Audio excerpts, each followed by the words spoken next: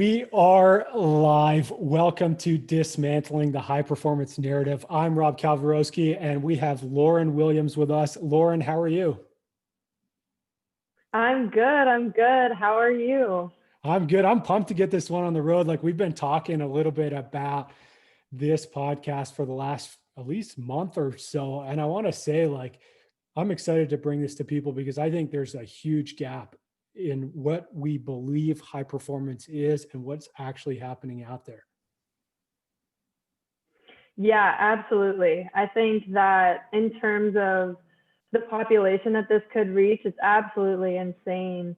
What is not being addressed out there? It's such a common misconception, too, that this isn't an important facet to take care of, whether it's in the industry or even in the health community. Mental health and talking about mental health, especially for high performers, is not addressed enough. So I'm really, really excited to get into this as well. Yeah. And I think that's something that we've seen pop out lately, right? And we talked about this early when we touched base, was like the Players Tribune.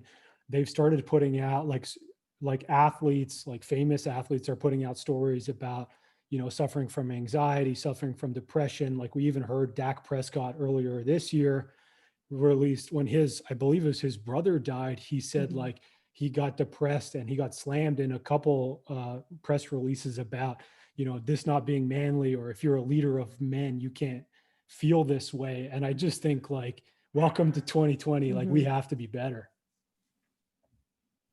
Yeah, absolutely. And I remember seeing that initially and thinking wow, the courage that it takes for somebody like him to talk about this. But the reality of it is that shouldn't be a courageous conversation anymore. Mental health needs to be normalized to the fact where if somebody talks about feeling depressed after the death of their sibling, we should look at that as completely normal and not have that narrative going on that we saw a couple days later in the news, where someone completely took away all of his leadership ability because he opened up about the way that he felt emotionally. Yeah, it's insane to me. And I think for me personally, I've talked about depression. I've talked about my own depression for the last 10 years, suicide ideation, all that stuff. And what I've actually learned from sharing that story with my community has been this deeper connection with them, deeper resonance with them. And actually they see me more as a leader now than they did before. And I think people do not resonate with perfection because even if we don't share it, we know we're not perfect. And I think that's what this show is about for me. It's and it goes even deeper from that for me is I've been told by a psychiatrist that I was not depressed enough because I could get out of bed in the morning. And I think that was something that resonated with me with you, was you told me the story, and we'll talk about it. But basically you were a high performance athlete and you were doing all this great stuff. And yet you were struggling with these internal battles, and it doesn't fit the mold of what depression should be. Right. And I also think that that's another issue that we're running into, is the idea that, the mental health professionals that we see are getting stuck in this box of what it's supposed to look like to be depressed.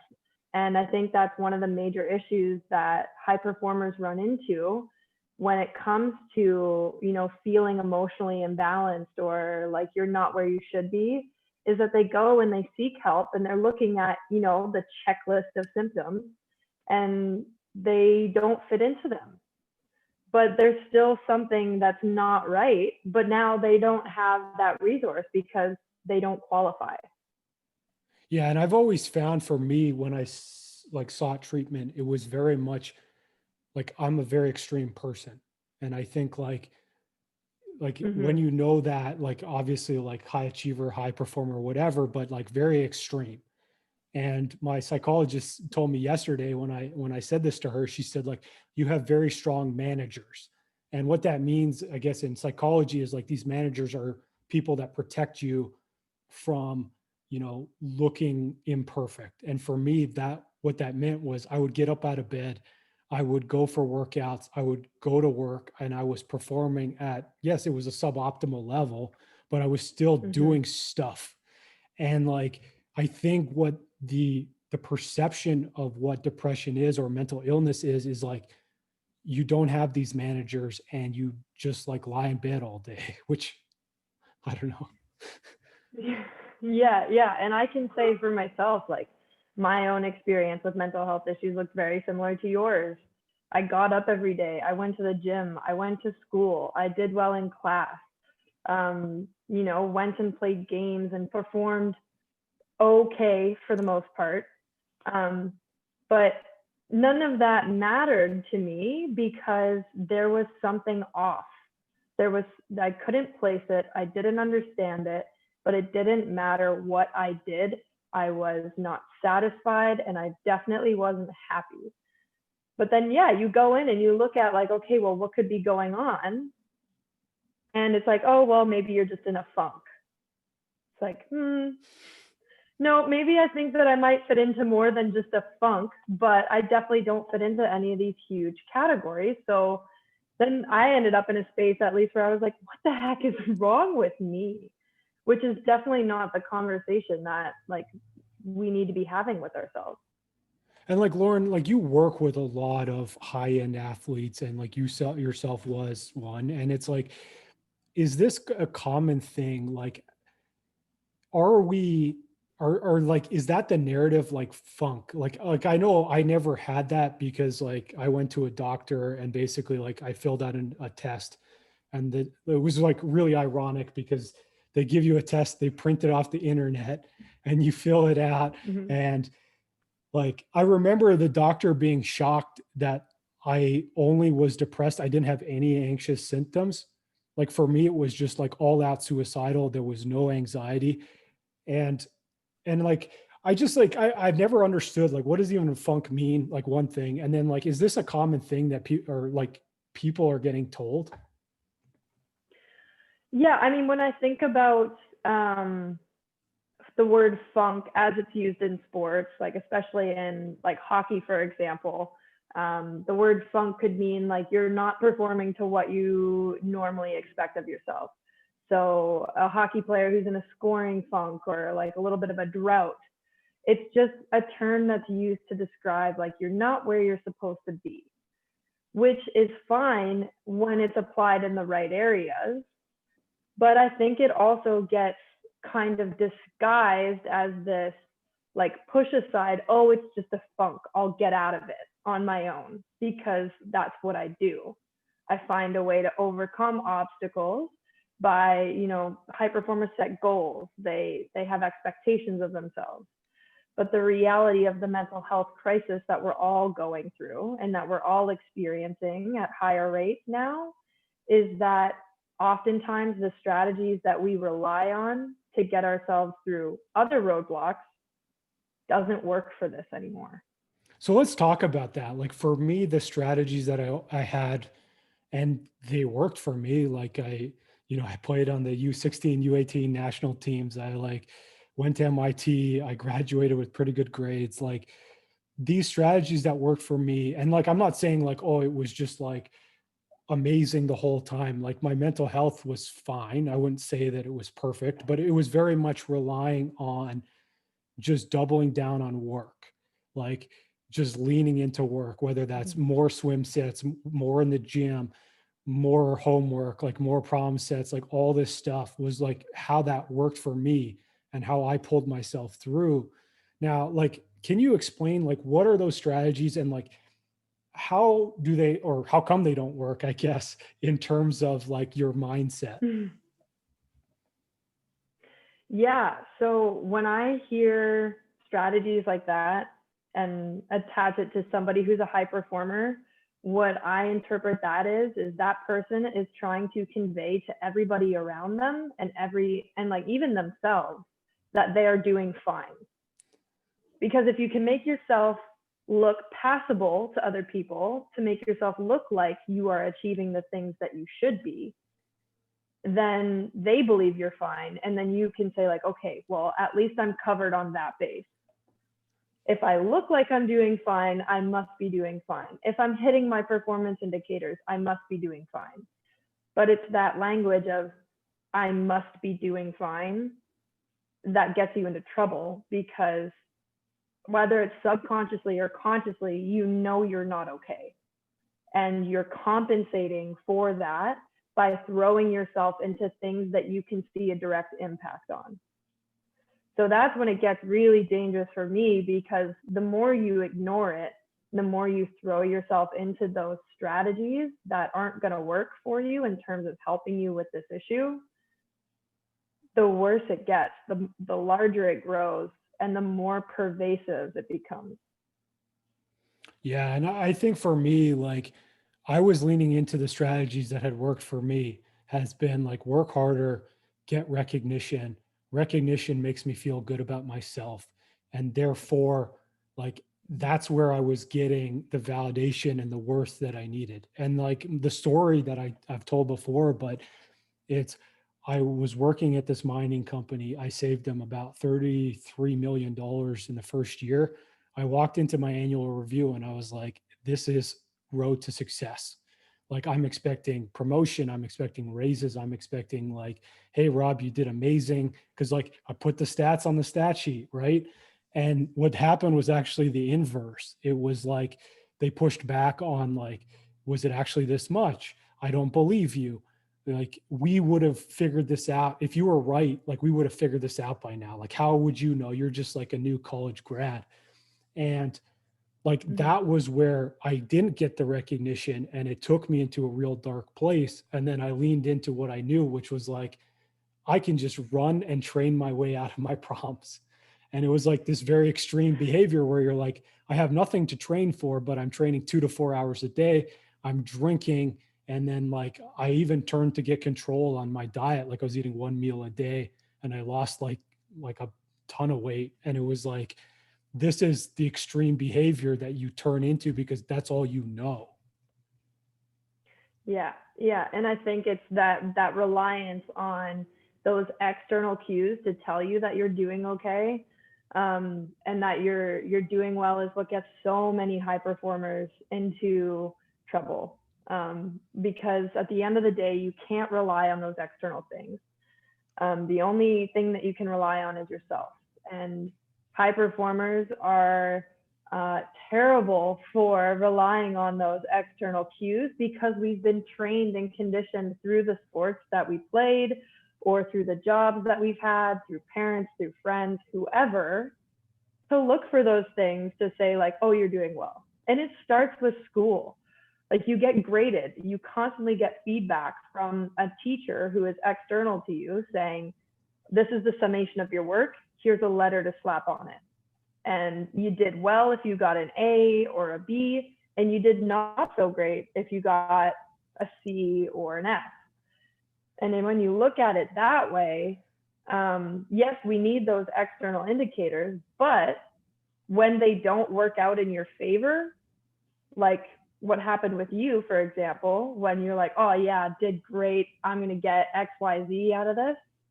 Well, when that doesn't happen, because you ultimately don't have control of it, does it make you spiral?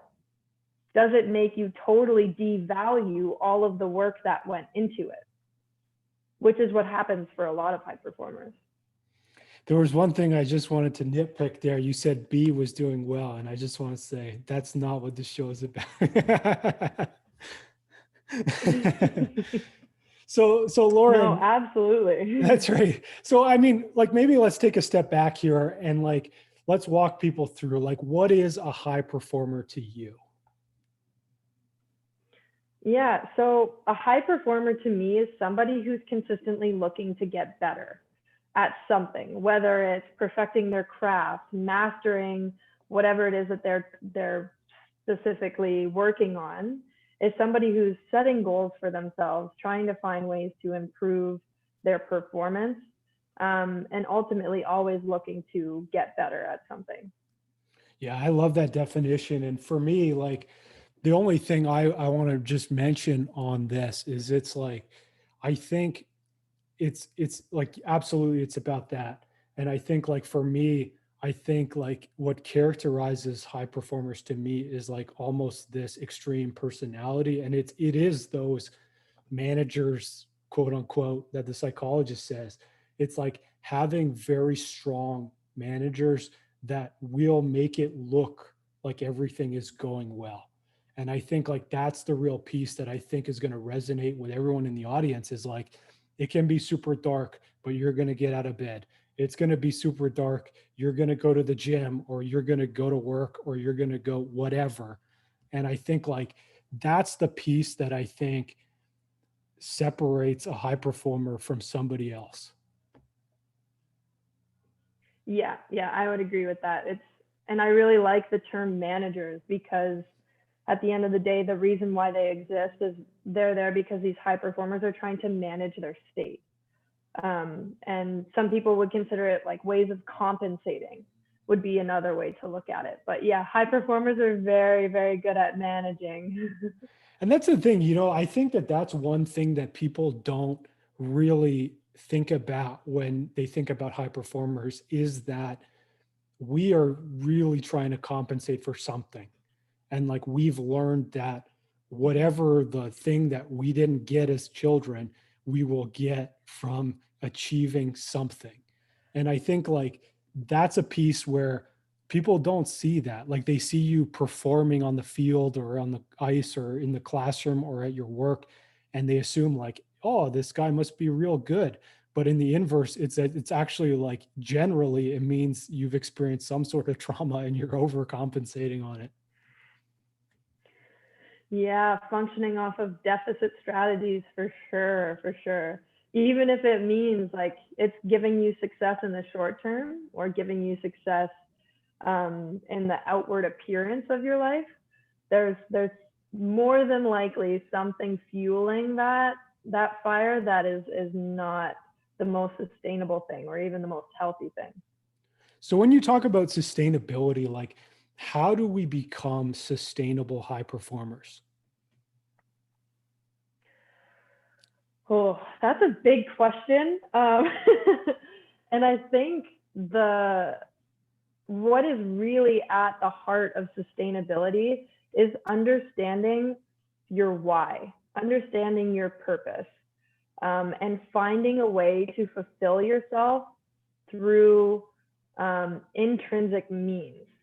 So not looking to, you know, fulfill your passion, your purpose, and to measure how you're doing in that by looking outside of you, which is, again, something that high performers struggle with because, well, and everybody really, because we're always taught to look outside of us, to compare ourselves to other people. And even say like, oh, well, is my passion in life better or as good as somebody else's? Which is, you know, if it's your passion in life, it's your passion. If that's what makes you wake up in the morning and do work, then have at it and find a way to get there. But yeah, I just find a way, find your passion and find a way to measure it internally instead of looking outside of yourself. And that's like, that has been the biggest struggle for me, right? Is like this measuring of success. And even like, as I've sort of become more of who I should be, or well, not should be, who I actually am, versus who I thought I should be. That's key. Yeah, right. Like you put up a face of who you should be, and who I should be for me was like this very analytical guy, like an engineer, no feelings, very much like, you know, really leaning into how much money could I save my company, or in terms of either growth or profitability or cost or whatever. And like that was really my who I thought I needed to be. And I think like what I have struggled with in this transition period has been like, what should I look at as a measure of success?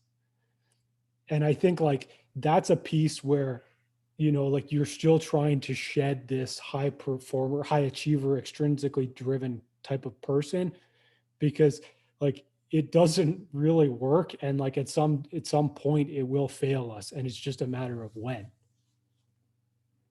Yeah, absolutely. And I think the heart of that issue is what you said in terms of who I should be.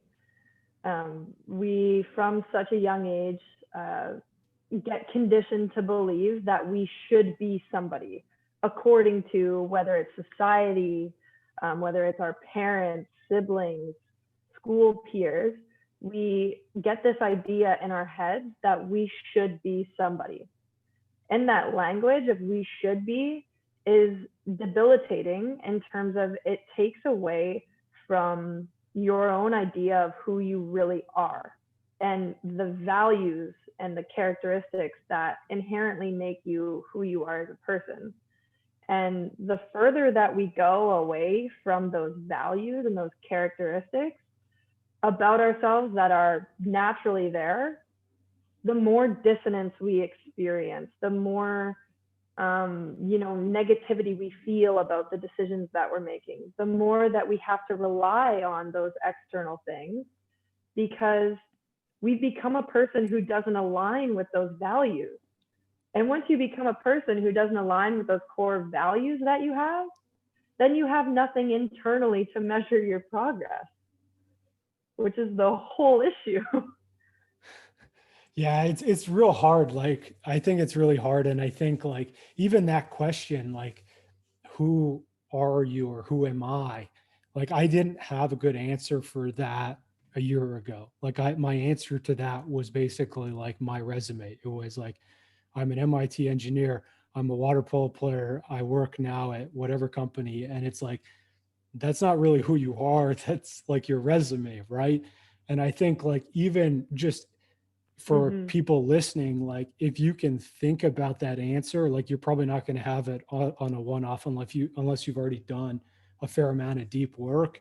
But like think about that answer for you, and it can't be your job, it can't be your resume. It has to be like what characteristics make up you.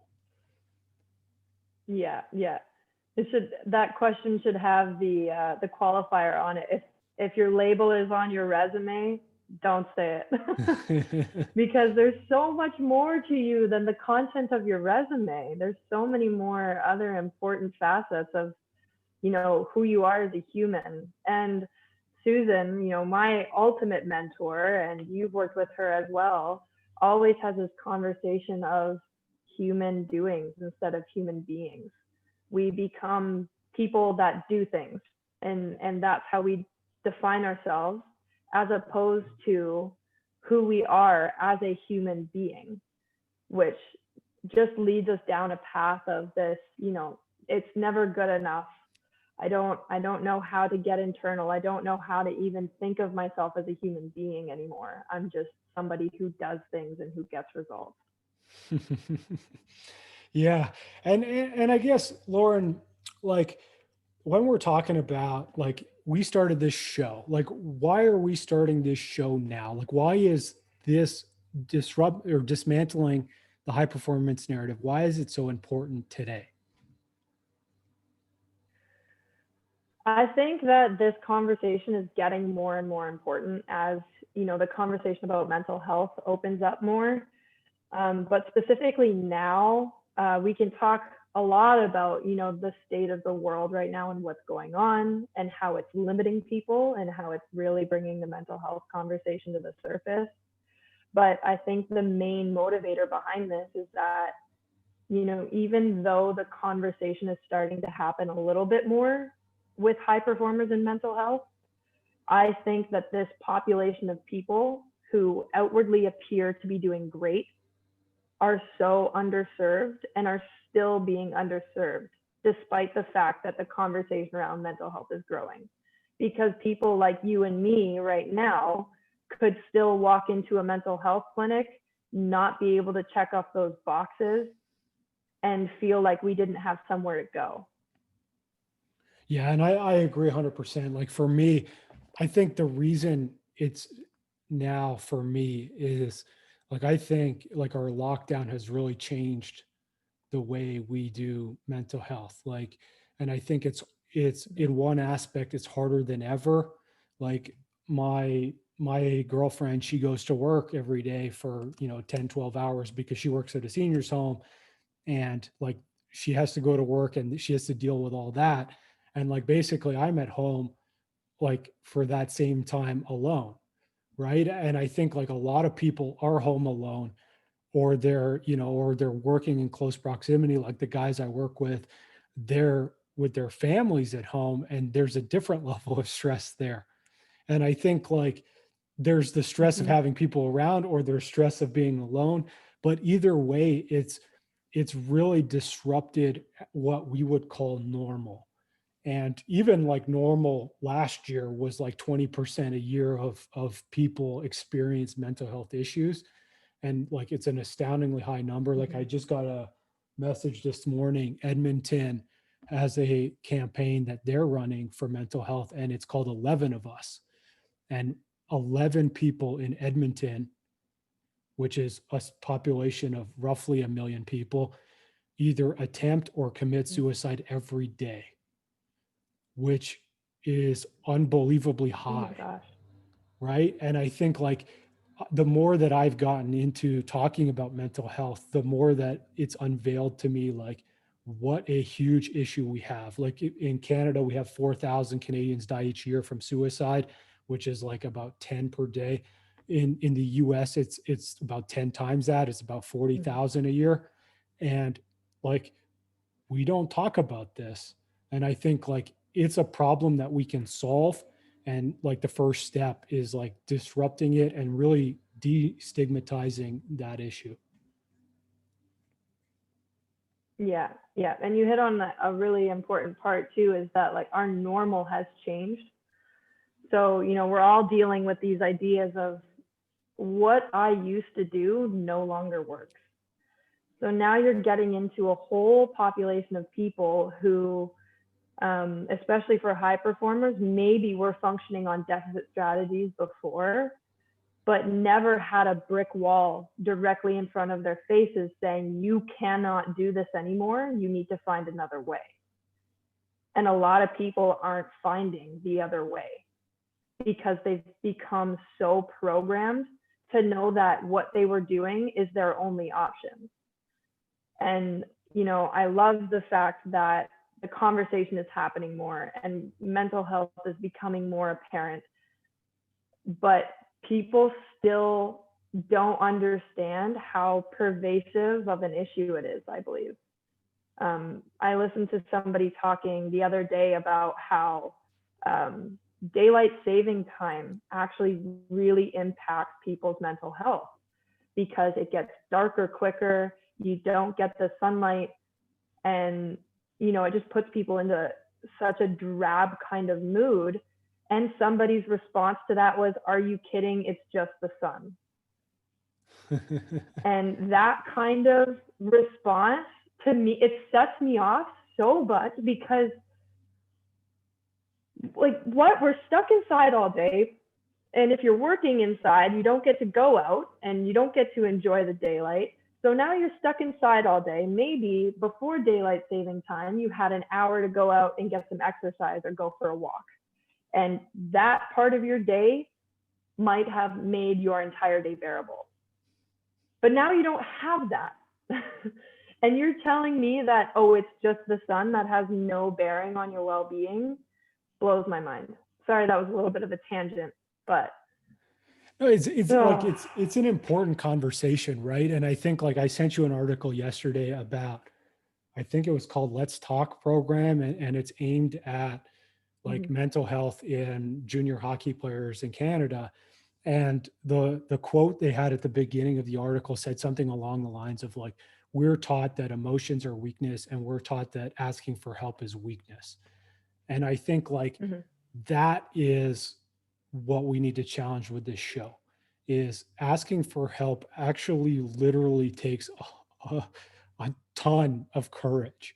Like it took me about 9 months before I walked into a hospital and said, I struggle with depression, I need help. And I think like that took a lot of courage to get there, because you're taught to just like sack up and like deal with it, right? And it's like I've heard so many of these things, like it's darkest before it's dawn, or like whatever this shit is. And like, No. it's like how helpful is this? Like, you know what I mean? Like, it's not helpful. And even the other one I really hate is the ones where people basically blame the victim of people who commit suicide, and they say like, you're passing along your pain to somebody else. And I'm like, you don't get it then. Like, then you don't even have this conversation Yeah. because you don't understand where I sit as the guy who thinks about suicide. And I just think like we need to change Yeah. that, because that person does not want to be told that they're a burden. They need to be given the love that they deserve. Yeah. And I think so much of the conversation that even our generation is better, but like our parents and their parents before them, that conversation was so ingrained in the idea that your mental health, it wasn't a thing. Like you were just who you were and you were doing what you were doing. And mental health wasn't a conversation to be had. So now that we're talking about it more and people are, keeping track of things like suicide and starting to figure out why they happen, I'm having conversation with even my parents about what you just said when people say people that commit suicide are selfish. I have to look at that and say, number one, how dare you say that? But number two, what frame of mind do you think somebody has to be existing in where that is the only option? Why don't you try to live your life in that for about 5 seconds and tell me again if you think that it's selfish? And having that conversation is not easy. And I'm known for making conversations at my dinner table a little deep sometimes, but like it needs to be had and it needs to be recognized for what it is, which is a broken way of seeing the world. And I think that this podcast has the ability to help people understand that, number one, they're not alone, that they have a community of people who are experiencing the same thing as them, which can be one of the most powerful things ever, and that there is a place for the way that they're feeling. I love that. I love that. And that was the one thing that I like really wanted to touch on as well, is that feeling that you're not alone. And for me, like when I received treatment for depression the first time, I took, 5 or 6 different medications, different doses. They took me into a real dark place. I went to these group therapies where I didn't resonate with anyone because they couldn't get out of bed. I was told by my psychiatrist I wasn't depressed enough. I went to church. I went to life coaching. I never found what I needed and what it made me feel, and actually gave up. I gave up trying. I just was like, no one understands what I'm going through. And that was the Mm-hmm. biggest thing. I just shut off and I stopped asking for help. And like I went probably another 5 years before I met Susan. And then like when we started getting into it, what I found was I found somebody else that understood who I am. They understood what being this all or nothing high achiever type person is. And like it wasn't like talking to somebody that didn't get me. And that's the same thing that's why I resonate with you, is like your story about like I'm achieving at these levels and like I'm not feeling the way I should. It's like I understand, like that's the most like relatable story to me. And I just think like that's the piece that I don't think people have right now. And it's like you're seeing more of these Mm-hmm. athletes come out and talk about, like I heard one was like this guy won the World Series and literally the next day he was like, what am I supposed to do now? And like Yeah. I was sitting there going like, wow, this is a super relatable story because I've been there. Like when I graduated MIT, I was like, well, what's next? And like when I won Mm-hmm. a national title, they were like, I was sitting there holding the trophy and I was like, well, what am I supposed to do now? And I think like those are the Right. types of things that other people like us have experienced. And yet like they're told that those feelings are invalid because, hey, you just accomplished an amazing goal. You should feel great about yourself. Yeah. Yeah. And that is a huge problem in and of itself. And I think the reality of it is your story and my story are way more commonplace than we would even think. And we're the people that are in tune with this stuff. And I'm sitting here saying that I think that there are way more people having that kind of experience than even I know. I just read an article from an NHL player. I'm blanking on his name right now, but he played for the Predators, got through college, was drafted in the first round. Like all of these things that for a hockey player is like, you're at the pinnacle of your sport. You are the epitome of a high performer. And this whole time he'd been living with OCD and had no idea that he had it, because until it got to his breaking point, they were habits that were helping him succeed.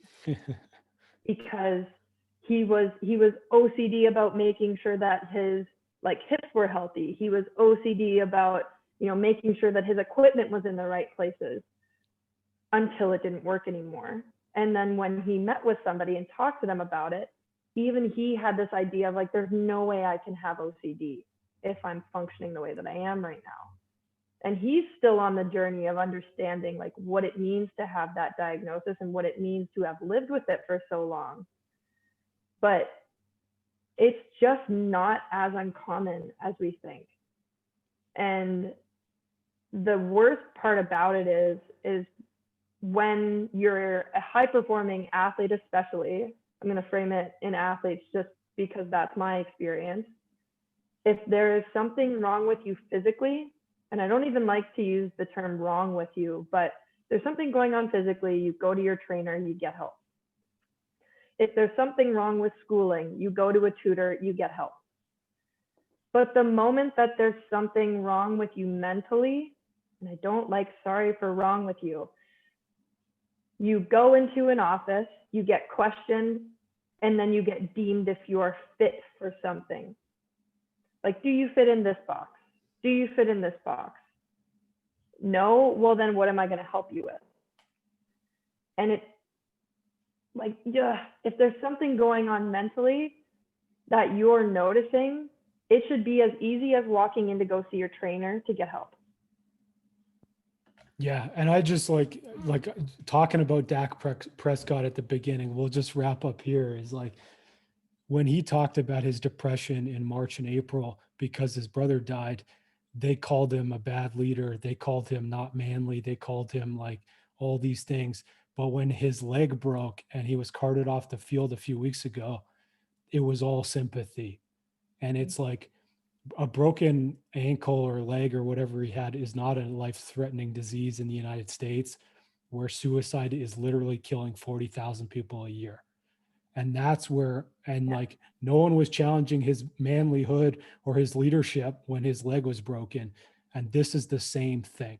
And I think like that's where we're going to go with this show is you're not alone out there. Mm-hmm. There's likely 20% of the population that's suffering right now listening to this.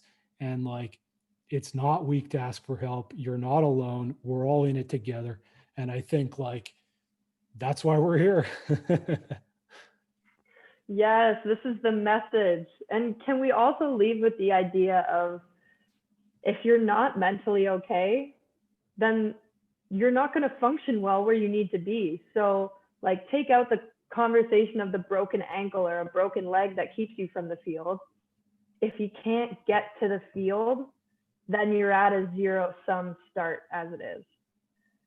And I think that this conversation is so important in terms of not only establishing the fact that yes, you're not alone, that you know there is a community of people out there who understand what you're doing, but there is also so much work that you can do proactively to become okay, and to know that like whatever it is that you're doing, you're going to be fine and you're going to succeed because you're addressing these things. So just touching on that work a little bit, like Lauren, you are a high performance coach and you do this type of work with athletes and with other high performers. Like, do you want to just tell us a little bit about what you offer? Yeah, so as a high performance coach, I work with athletes to help them hone mental skills and mental tools that they can use to set goals, achieve their goals, maintain motivation, find confidence, and really find that peak performance state that, you know, we're all searching for. We're all looking for that 10 out of 10. But I do a lot of work with athletes in terms of like, yes, who are you as a person? What is important to you? And how can I help you get there in a sustainable and healthy way? And really giving athletes the tools to say like, okay, this is what I want to go after in life. This is my passion, and here's how I'm going to get there. Love it. And if people want to reach out to you, where do they find you? Yeah, absolutely. Reach out to me. I'm always on Instagram, so at LaurenLilly17, or feel free to email me, Lauren@elitehighperformance.com. Awesome. Yeah. So we'll drop the social media in the podcast notes, but you can follow Lauren on Instagram. That's where she's popular. You can follow me on LinkedIn. That's where I'm popular. And definitely like also follow Dismantling the High Performance Narrative on LinkedIn as well. And subscribe to Dismantling the High Performance Narrative on your favorite podcast platform. We're not available on Apple yet, but you can get us on Google, on Spotify, and a few other platforms. I believe we're on 7 platforms right now. And definitely, like, if you want to reach out to us, you have any questions, you have any comments, you want to whatever, interact with us, we have an email. You can send us an email, highperformancenarrative@gmail.com, and we'll definitely love to hear from you.